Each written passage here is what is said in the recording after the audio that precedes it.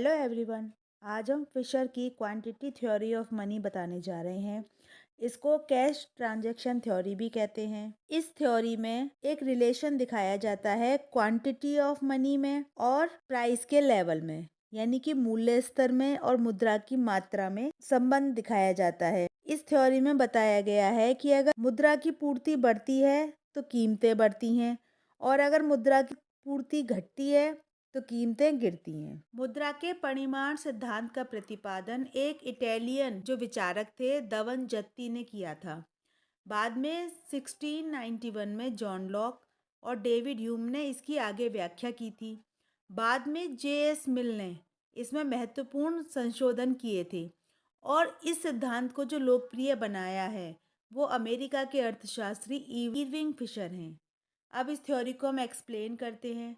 तो मुद्रा का परिमाण सिद्धांत क्या बताता है कि अगर अन्य बातें समान रहती हैं तो मुद्रा का परिमाण यानी कि मुद्रा की मात्रा ही मुद्रा के मूल्य और कीमत स्तर का प्रमुख निर्धारक है। यदि मुद्रा के परिमाण में परिवर्तन होता है तो उसी अनुपात में कीमत स्तर में भी परिवर्तन हो जाता है। फिशर क्या कहते हैं, ज्यों-ज्यों मुद्रा संचलन की मात्रा बढ़ती है त्यों-त्यों कीमत स्तर प्रत्यक्ष अनुपात में बढ़ता है और मुद्रा का मूल्य घटता जाता है।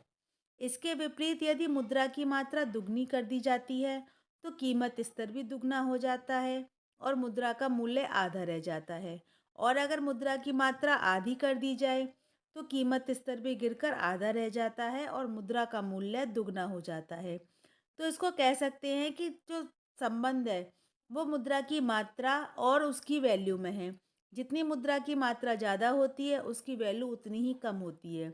जितनी मुद्रा की मात्रा ज़्यादा होती है कीमत स्तर उतना ही ज़्यादा होता है। ये थ्योरी बताती है कि जो एक अर्थव्यवस्था होती है उसमें जो भी हमारे गुड्स और सर्विसेज होती हैं उनकी जो वैल्यू होती है वो मुद्रा की पूर्ति से सीधे सीधे प्रभावित होती हैं।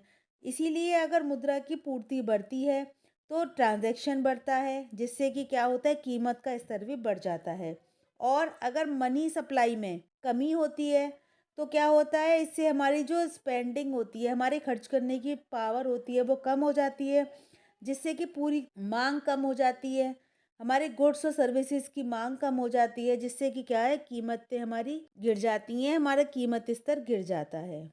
फिशर की इस थ्योरी से जो हमारे अर्थशास्त्री हैं और जो हमारे पॉलिसी मेकर हैं उनको भी मॉनेटरी पॉलिसी और इन्फ्लेशन में जो रिलेशन होता है उसको समझने में मदद मिलती है।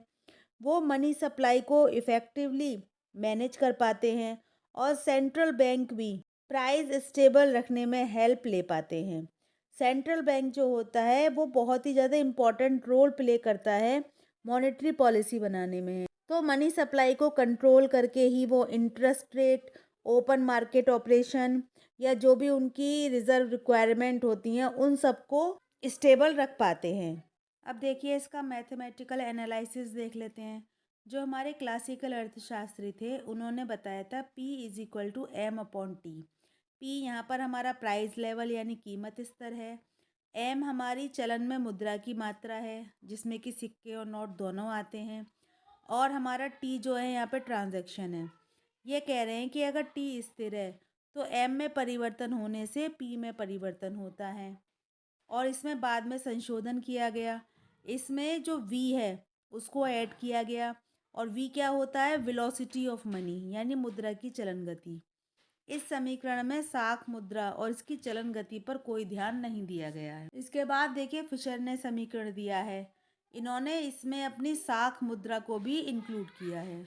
देखिए फिशर की समीकरण को विनिमय समीकरण यानी कि इक्वेशन ऑफ एक्सचेंज या ट्रेड बैलेंस इक्वेशन यानी व्यवसायिक क्षेत्र समीकरण भी कहते हैं। इसमें इन्होंने क्या दिया है, PT=MV+M-V'। एम हमारा पहले की तरह मुद्रा की मात्रा है, वी हमारी मुद्रा की चलन गति है, पी हमारा प्राइस लेवल है और टी हमारा ट्रांजैक्शन है यानी कि मुद्रा के विनिमय में प्राप्त वस्तुओं और सेवाओं का मुद्रा द्वारा किया गया लेन देन। एम डैश यहाँ पर साख मुद्रा की कुल मात्रा है और वी डैश यहाँ पर एम डैश की वेलोसिटी यानी कि चलन वेग है। इस समीकरण में मुद्रा की मांग जो है वो पीटी, मुद्रा की पूर्ति M V plus M dash V dash के बराबर सिद्ध होती है। अब देखिए कीमत स्तर पर मुद्रा की मात्रा का प्रभाव निकालने के लिए इस समीकरण को इस प्रकार भी लिख सकते हैं, P is equal to M V plus M dash V dash upon T.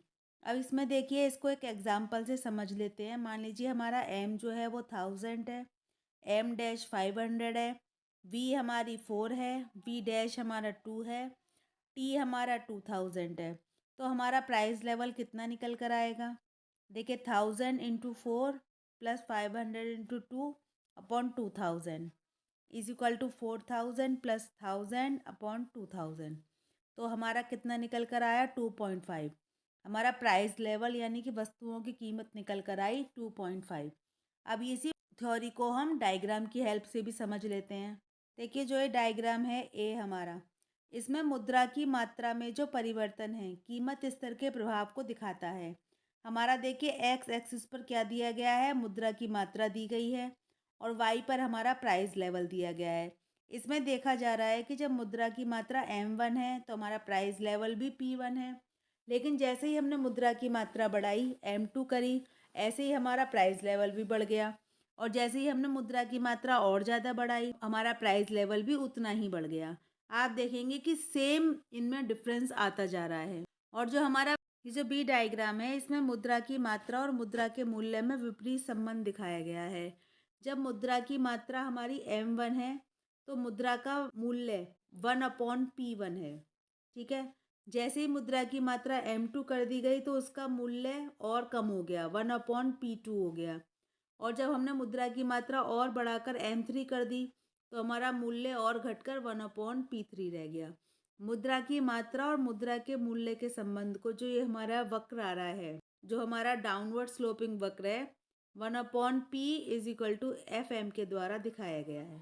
अब देखिए इसकी एजम्पशंस देख लेते हैं। एजम्पशंस क्या क्या हैं? सबसे पहली है इसमें जो p है एक निष्क्रिय साधन है जो अन्य साधनों से प्रभावित होता है, यानी कि जो हमारा प्राइस लेवल है वो अपने आप में कुछ नहीं है, बाकी जो और चीज़ें हैं एम वी और एम डैश वी डैश वो उनसे ही प्रभावित होता है। वी और वी डैश स्थिर हैं और एम डैश में होने वाले परिवर्तनों से स्वतंत्र हैं और एम डैश का अनुपात स्थिर रहता है। टी यानी ट्रांजैक्शन भी स्थिर है और एम डैश वी और वी डैश से स्वतंत्र है।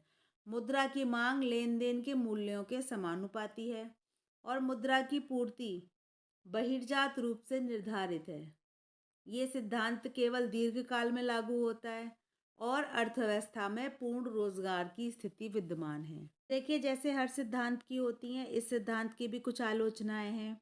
सबसे पहले आलोचनाएं हैं स्वयं सिद्ध। कीन्स कहते हैं फिशर का विनिमय समीकरण स्वयं सिद्धि है क्योंकि ये बताता है कि मुद्रा की कुल मात्रा मुद्रा के मूल्य के बराबर होती है, परंतु आज ये बात स्वीकार नहीं करी जाती है कि मुद्रा की मात्रा में कुछ परिवर्तन के परिणाम स्वरूप कीमत स्तर में भी उतना ही परिवर्तन होगा। और दूसरा ये है कि अन्य बातें समान नहीं है। फिशर के समीकरण में ये माना गया है कि अन्य बातें समान रहती हैं, परंतु वास्तविक जीवन में टी स्थिर नहीं रहते और ये एम डैश और पी से भी स्वतंत्र नहीं रहते हैं। एम में परिवर्तन होने से पी में परिवर्तन हो सकता है और हो सकता है कि कीमत स्तर बढ़ने से अधिक मुद्रा जारी करना ज़रूरी हो जाए। देखिए जो हमारी तीसरी आलोचना है वो ये है कि मुद्रा के मूल्य को मापने में असमर्थ है। जो ये समीकरण है मुद्रा की क्रय शक्ति को नहीं नापता बल्कि रोकड़, सौदों और सभी व्यावसायिक सौदों को मापता है, परंतु मुद्रा की क्रय शक्ति जो है उसका संबंध उन सौदों से है जो उपयोग की वस्तुओं और सेवाओं के लिए होती हैं। इसीलिए ये सिद्धांत मुद्रा का मूल्य मापने में असमर्थ है। और नेक्स्ट है स्थिरांक विभिन्न काल से संबंध। फिशर की एम और बी की गुणा करने की इसलिए भी आलोचना हुई है क्योंकि एम का संबंध निश्चित काल यानी पॉइंट ऑफ टाइम से होता है और वी का संबंध एक समय अवधि यानी पीरियड ऑफ टाइम से होता है। इसीलिए दो ऐसे घटकों की गुणा करना असंगत है और ये कई अवास्तविक मान्यताओं पर आधारित है। जैसे कि इसमें माना गया है कि एम में परिवर्तन होने से वी में स्वतः परिवर्तन हो जाएगा और जैसे ही एम के बढ़ने पर पी में वृद्धि होगी वी में वृद्धि होना आरंभ हो जाएगी, जो कि अवास्तविक है। एम डैश में परिवर्तन वी डैश में परिवर्तन लाते हैं, ये भी अवास्तविक है। एम और एम डैश का अनुपात स्थिर नहीं रहता।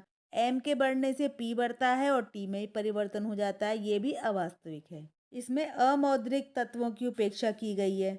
जो हमारा कीमत स्तर होता है केवल मुद्रा की मात्रा से ही प्रभावित नहीं होता, बल्कि जो मांग में परिवर्तन है, राजनीतिक अशांति है, उत्पादन की मात्रा है, लागत में परिवर्तन है, सरकार की वित्तीय नीति है, अंतर्राष्ट्रीय व्यापार है, ये सब भी कीमत स्तर को प्रभावित करते हैं। और इसमें उल्टी तर्क विधि दी गई है।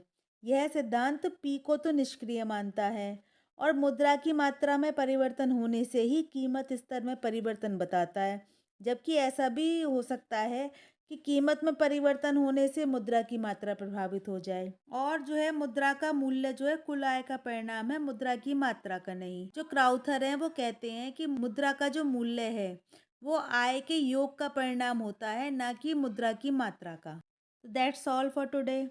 आशा करते हैं आपको ये थ्योरी पसंद आई होगी।